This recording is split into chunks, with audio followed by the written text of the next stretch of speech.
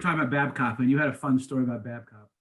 So first of all, I grew up very religious, but I'm not the most religious. I brought Tefillin with me to Afghanistan, not because of me per se, but my wife insisted that I put on Tefillin every day because she said, if it's going to protect you, I want you to put on Tefillin every day. And me being the good husband that I am, I listen to my wife.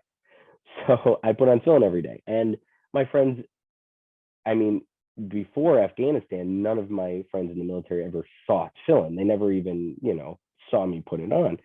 So they saw I put on now. My Jew straps is what they were called. They were my Jew straps. And my friend Babcock, he used to remind me. He's like, "Hey, did you do your Jew straps yet today?" So he would remind me, and I would go do my Jew straps.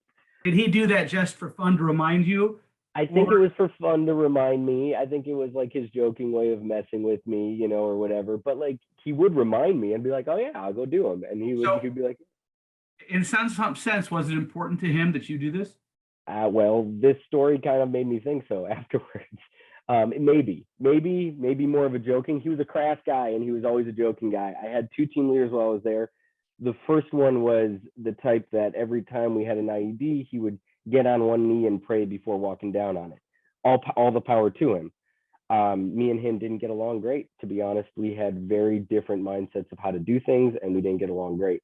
Babcock, on the other hand, had a completely different attitude. He was not dropping on one knee. He was like, maybe I'll get in the bomb suit today, probably not. And it was just kind of hop out and let's go take care of this as quick as possible. He was smart. He was good at what he did, but he didn't mess around with a lot of stuff that most of us agreed was nonsense. And he definitely didn't drop on one knee and take a pray before every time he went down on an IED. So we're out on a call with Polish is our security, no other American forces, just us and Polish forces. And we are called to an Afghani police station where they have found an IED. So we are at this police station. I drop out the robot. I drive down. It's in a culvert. I drive the robot in. Sure enough, there's an IED there. I could see it. It has a remote controlled device on it, so something to be radioed in order to set it off. I was able to rip that off of the IED, and then there's just the yellow jug there of the IED. So I ripped that off, set that aside, yellow jug, grabbed it up with the robot, drove it out into a field. Whole thing is done without anyone having to walk down there. We are good. We are happy. We are ready to go. My team leader, we still have to clear the scene once that's all said and done. So he walks up to the other side of this. So we cross the culvert. He goes to the other side and he's walking back. I'm in the back of the vehicle, kind of keeping an eye on him, but at the same time, I'm prepping up a charge to detonate the rest of the IED that we found because we still have to blow it up and get rid of it, and we'll keep the radio for evidence. Behind me, I have these Afghan, police guys, and they're kind of talking to me, so I'm kind of talking to them, and wrapping my charge, keeping an eye on Babcock.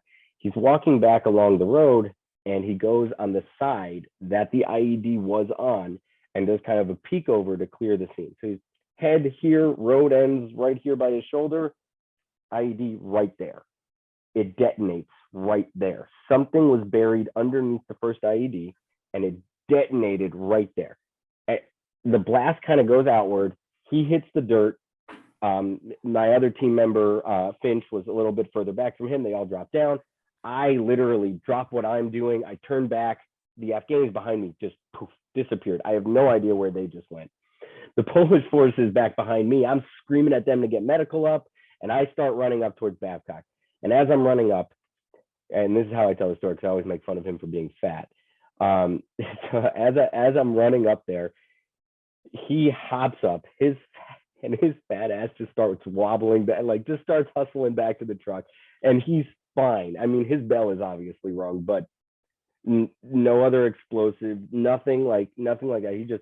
He hobbles back. He's shooken up, but he's okay. Like he was feet away from this detonation. He wasn't like far in any way, shape, or form. He should not have been able to hop up and run back.